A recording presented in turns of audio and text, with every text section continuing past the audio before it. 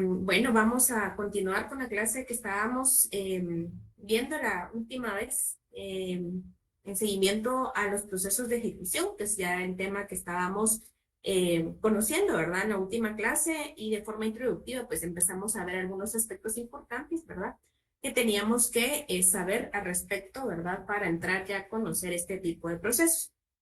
En la última clase, pues estábamos haciendo un pequeño resumen, ¿verdad? De algunos aspectos importantes sobre los tipos de procesos que en su momento vimos, ¿verdad? Y que les presentaba en este cuadro, ¿verdad? Comparativo, en el que colocábamos al inicio de la clase, ¿verdad? De este curso, los tipos de proceso, ¿verdad? Que por su función, pues podríamos establecer dentro de nuestro derecho civil guatemalteco, ¿verdad?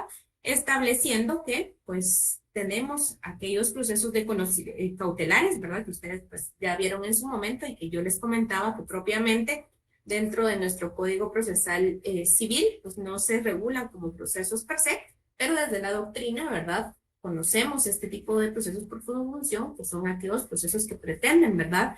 Las resultas de algún proceso sometido a conocimiento de un juez competente y pues lo que pretenden es, como su nombre lo dice, eh, resguardar, ¿verdad? Algún aspecto para lograr las resultas del caso y por eso pues se conocen como procesos cautelares, ¿verdad? También pues hablábamos que pues ya conocimos los procesos de conocimiento per se, que ustedes han venido estudiando, ¿verdad?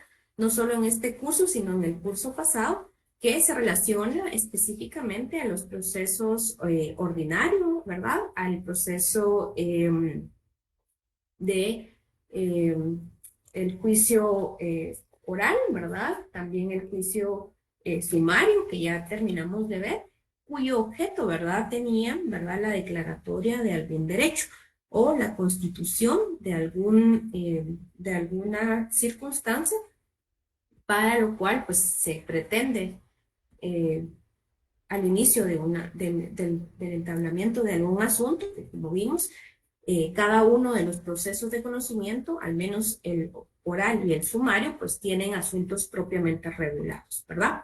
Y cuyo objeto, pues, es lograr una sentencia que ya sea de carácter constitutivo, declarativo o de condena, ¿verdad? Y pues ahora ya estamos en el marco del otro grupo de procesos, ¿verdad?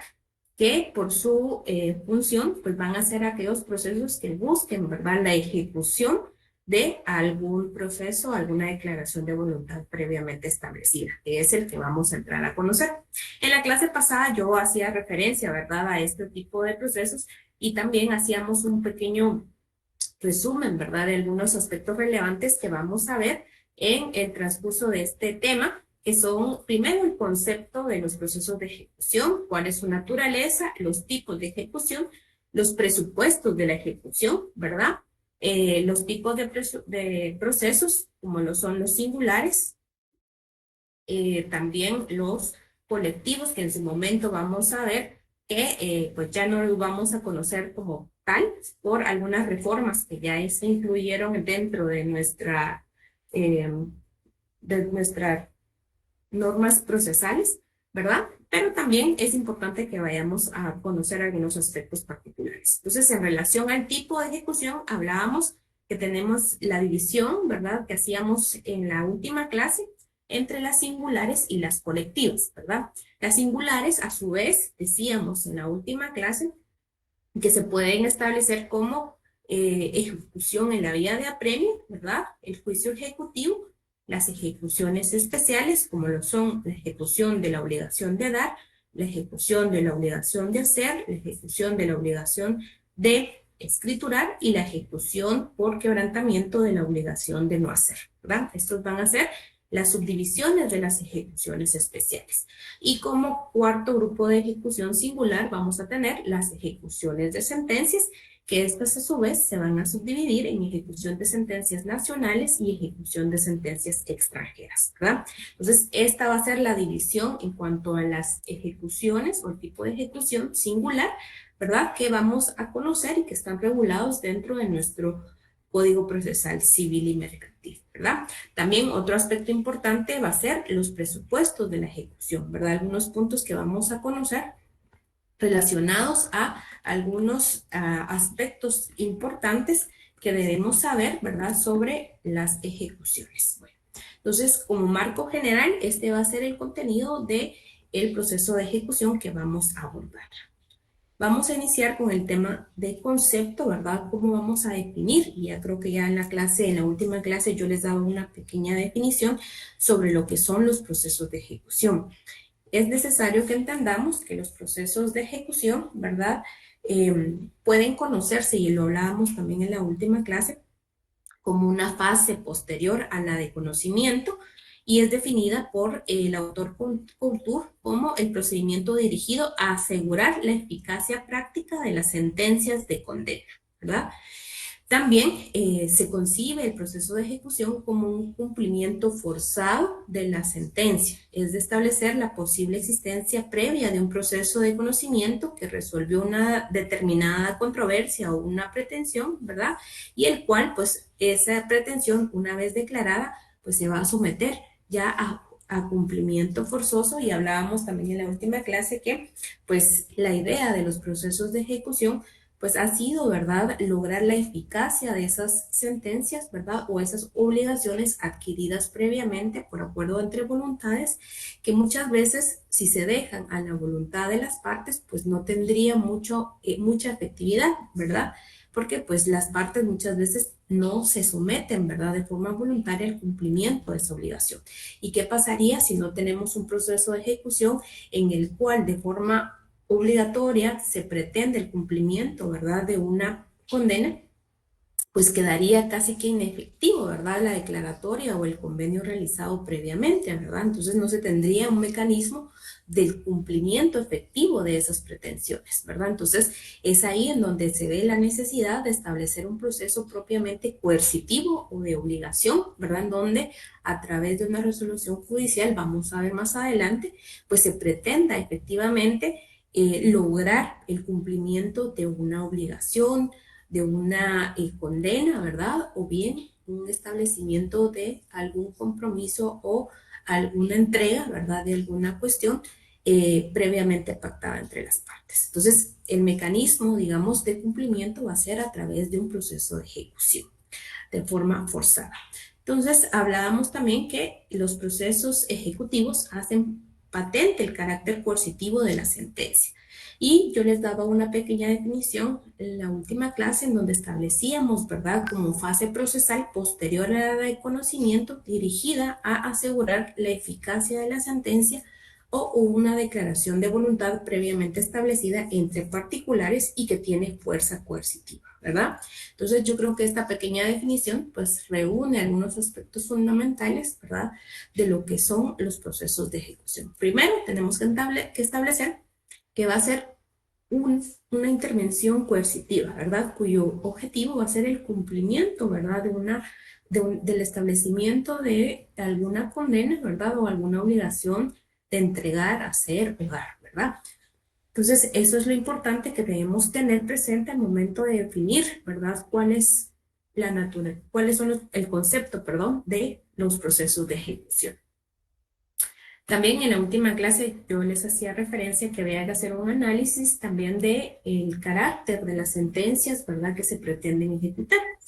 Si bien es cierto, ¿verdad?, este es uno de los 8 títulos que regula nuestro Código Procesal Penal en cuanto a fundamentar un proceso de ejecución, no es el único, pero sí, digamos, el más importante, ¿verdad?, en cuanto a la naturaleza de los procesos de ejecución, que muchas veces, o la mayoría, devienen, ¿verdad?, de sentencias de carácter condenatorio.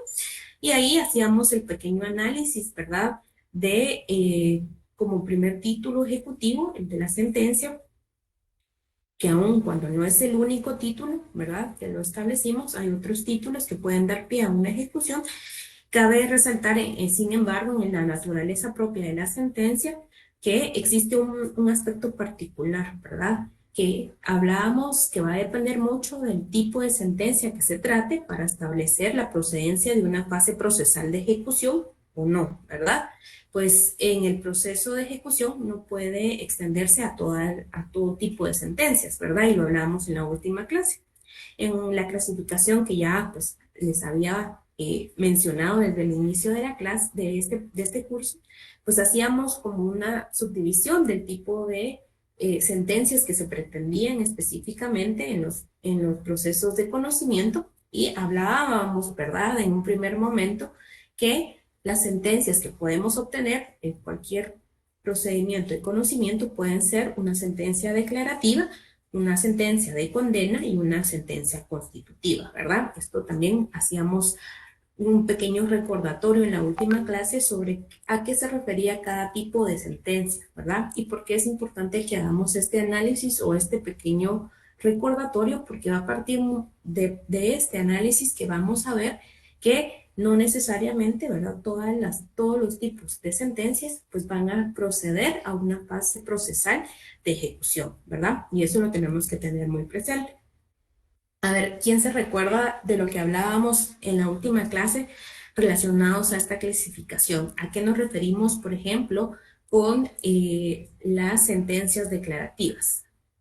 A ver, alguien que se recuerde de lo que hablamos en la última clase.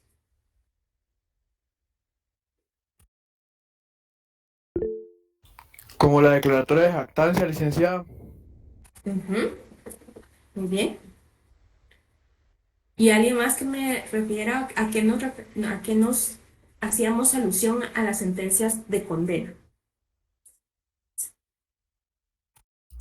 Al pago de sueldo. Ujú, a pago de sueldos. Pero específicamente en el ramo civil, en los procesos de conocimiento civil.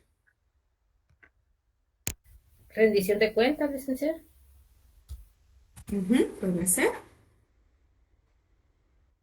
A los alimentos, ¿verdad? Que establecíamos específicamente, pues, la fijación de un monto a cumplir, de una obligación específicamente de un monto o especie, ¿verdad? Valorada en una cantidad fija, ¿verdad?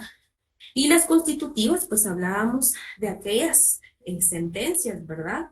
Que específicamente constituían algún estado inexistente antes de su aparición, ¿verdad? Ejemplo, establecíamos uno de estos ejemplos de las sentencias constitutivas, por ejemplo, el divorcio, ¿verdad?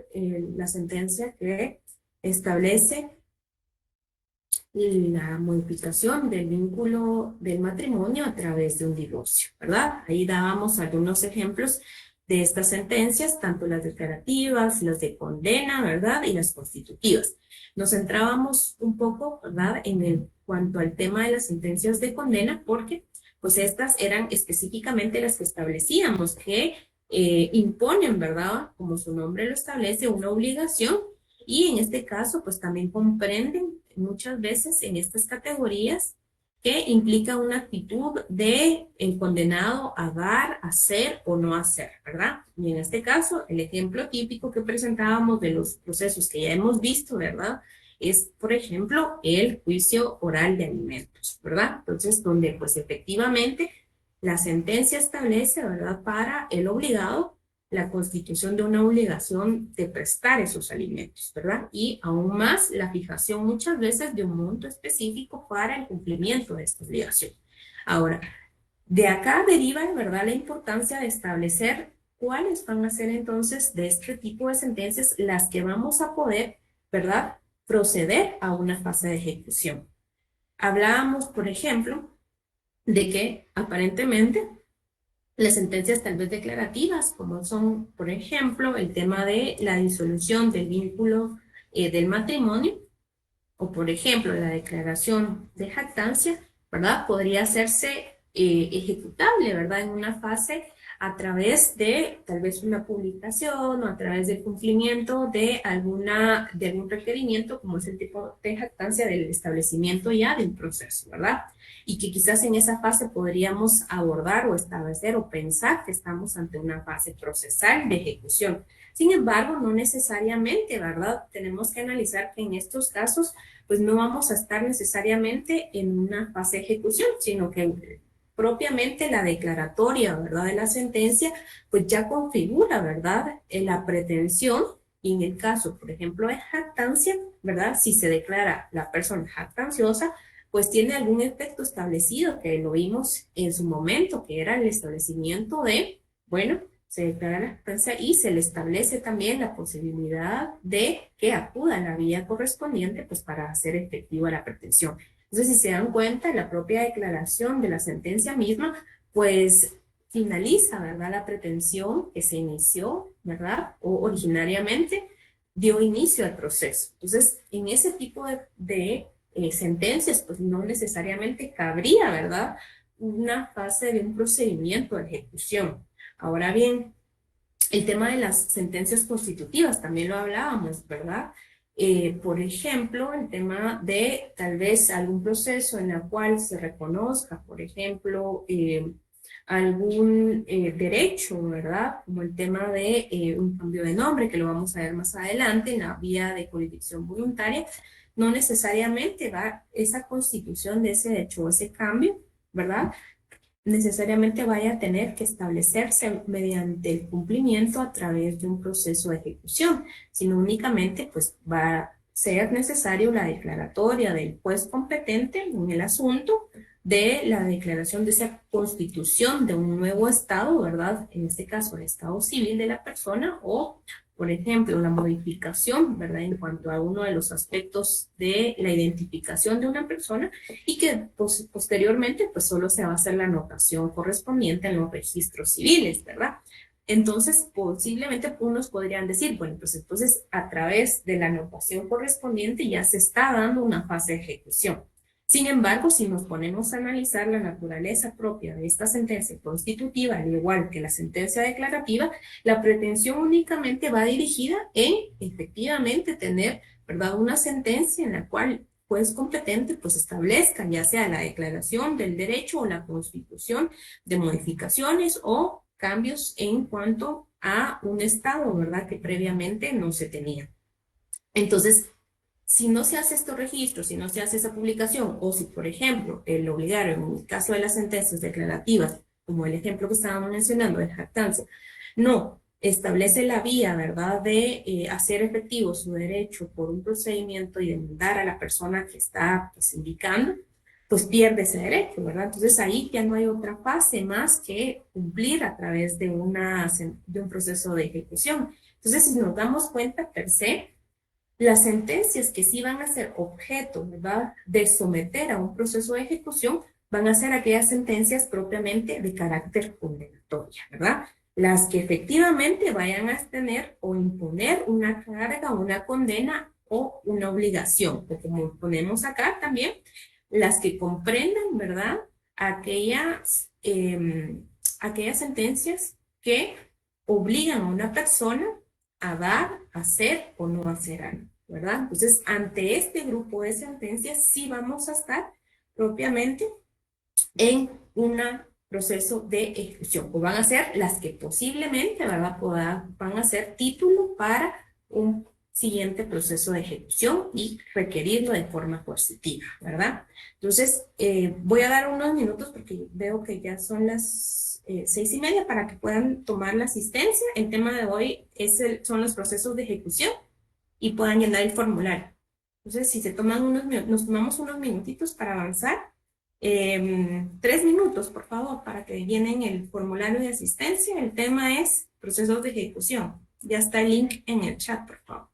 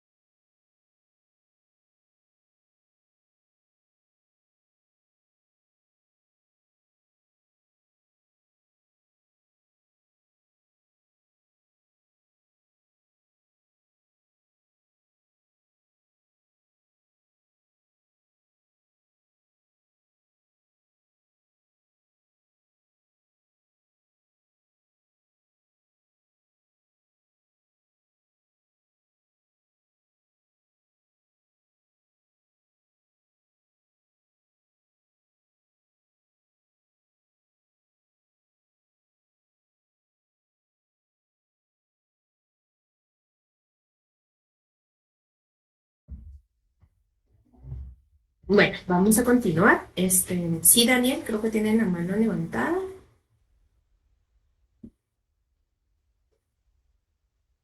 Daniel.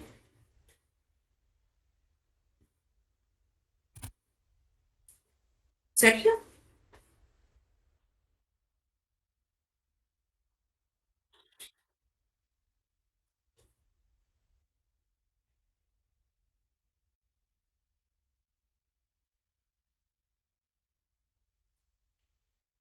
Bueno, vamos a dar, ahorita voy a indicar que abramos un momentito más de formulario, porque sí ha habido un poco de mala señal, igual a mí me costó conectarme, entonces ahorita lo van a volver a subir. ¿Sí, Daniel?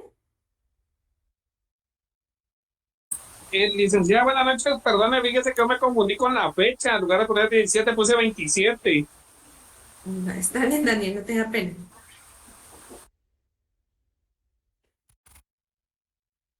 Bueno, sigamos entonces. Estén atentos que va a quedar ahí el formulario unos minutitos más para que puedan revisarlo.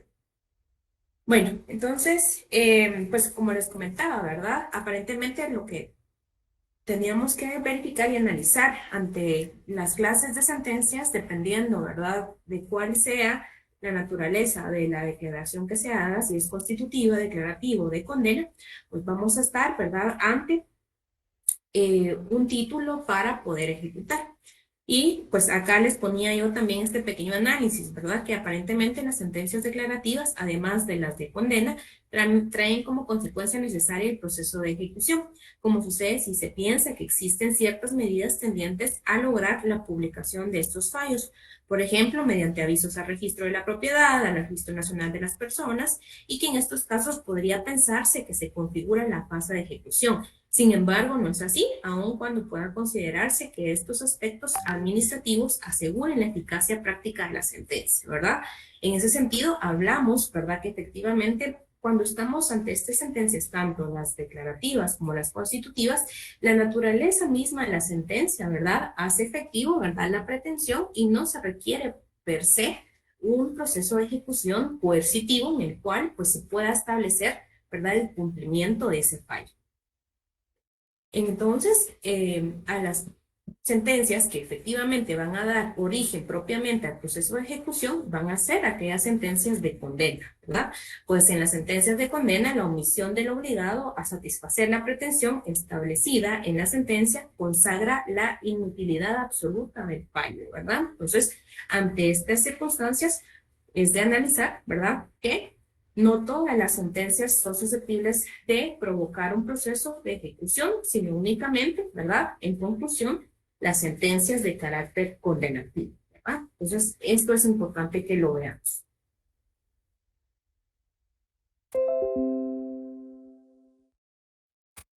Bueno, ahí están compartiendo el link, compañeros.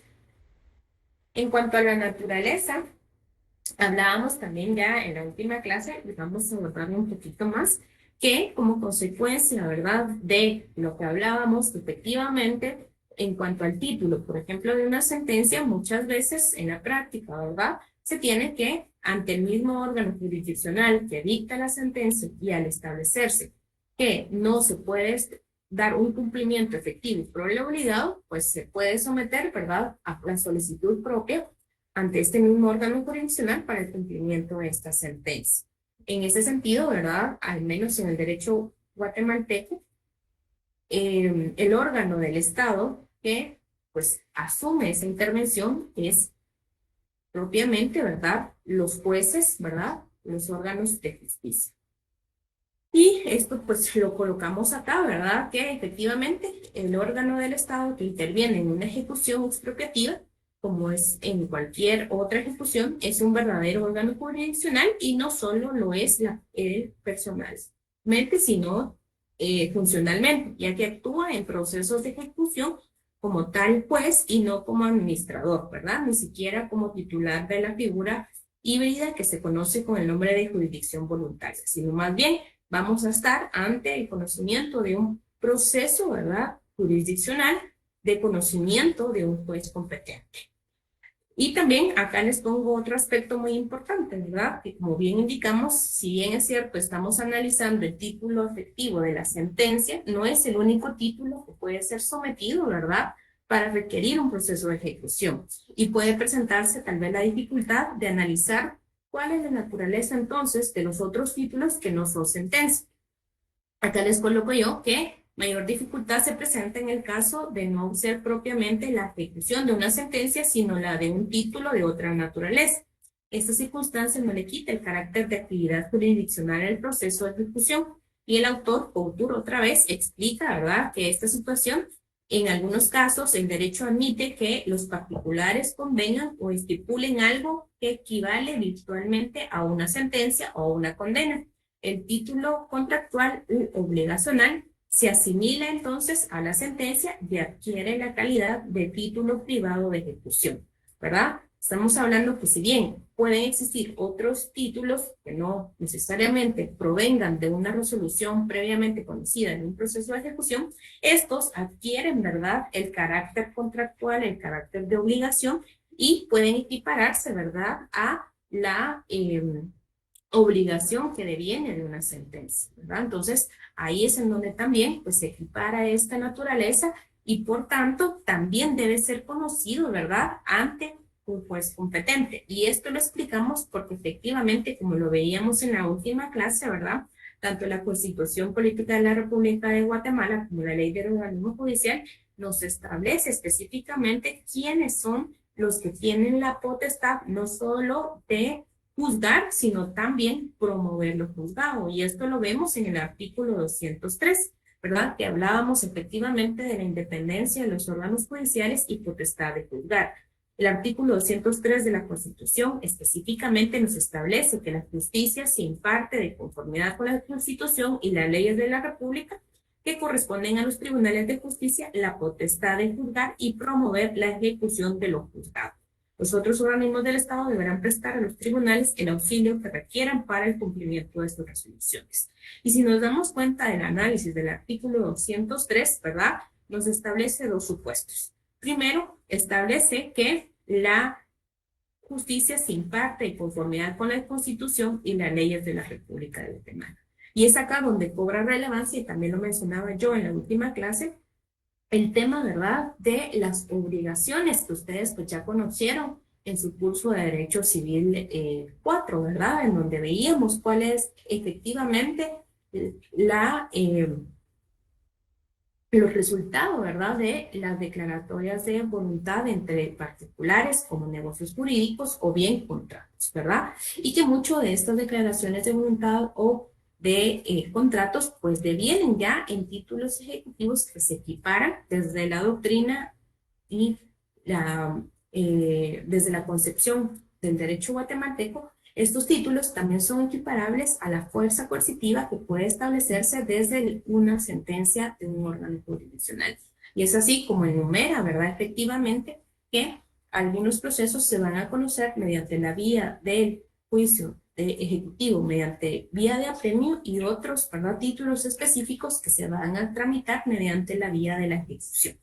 Y es así como llegamos también a los tipos de ejecución, que en este tipo de, en esta clasificación vale la pena recordar el primer esquema, ¿verdad?, que les mostraba, en donde vamos a ver dos grupos grandes, por así decirlo. El primero son las ejecuciones singulares y las ejecuciones colectivas, que les vamos a poner ahí un asterisco, que ese va a ser el último tema que vamos a ver.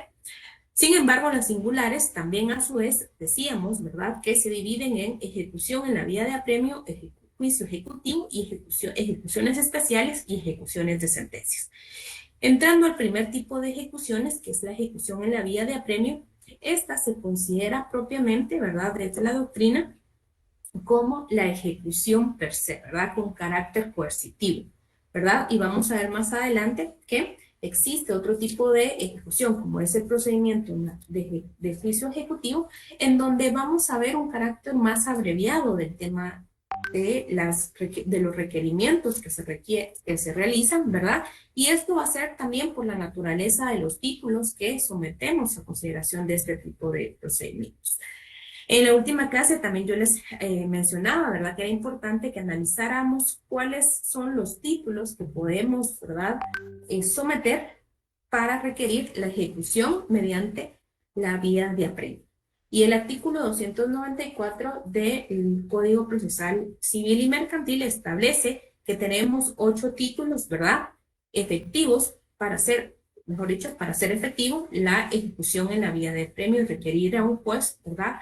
Que obliga al cumplimiento de estas obligaciones que devienen de estos títulos. En primer lugar, tenemos la sentencia pasada en autoridad y cosa juzgada, y aquí, ¿verdad? Ya hacemos la anotación de que van a ser aquellas sentencias de carácter condenatorio, ¿verdad? Entonces, en el primer título, en su código, hacer la anotación, sentencias de carácter condenatorio, ¿verdad?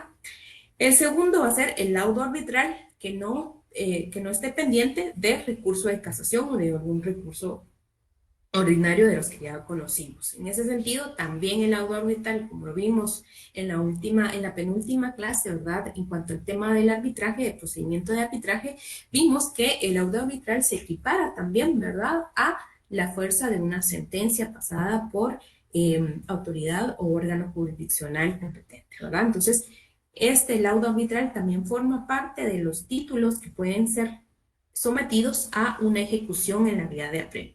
Los créditos hipotecarios, los bonos o cédulas, ¿verdad? Bonos o cédulas hipotecarias y sus cupones, créditos prendarios y transacción celebrada en escritura pública.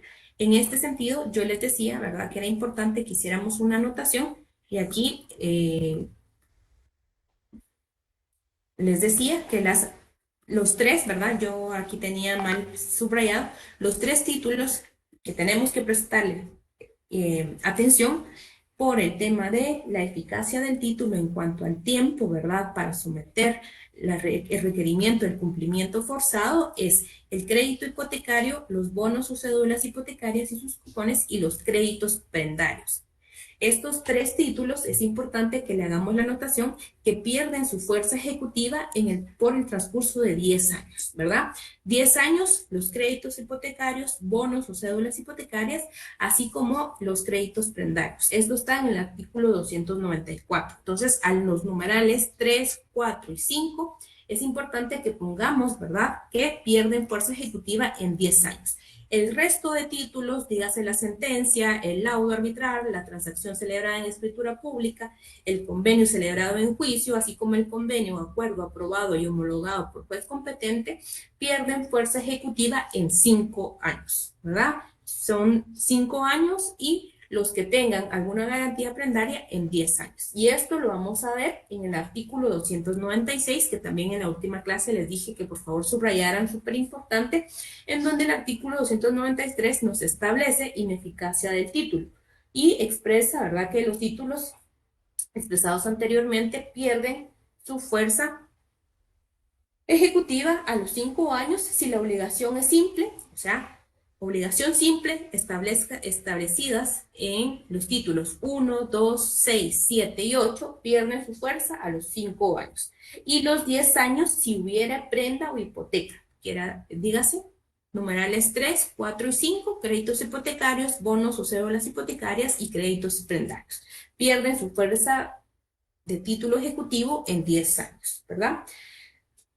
En ambos casos, el término se contará desde el vencimiento del plazo o desde que se cumpla la condición. Si lo hubiera, solo se admitirán las excepciones que destruyan la eficacia del título y se fundamenten en prueba documental, siempre que se interpongan dentro del tercer día de ser requerido o notificado el deudor. Las excepciones se resolverán por el procedimiento de los incidentes.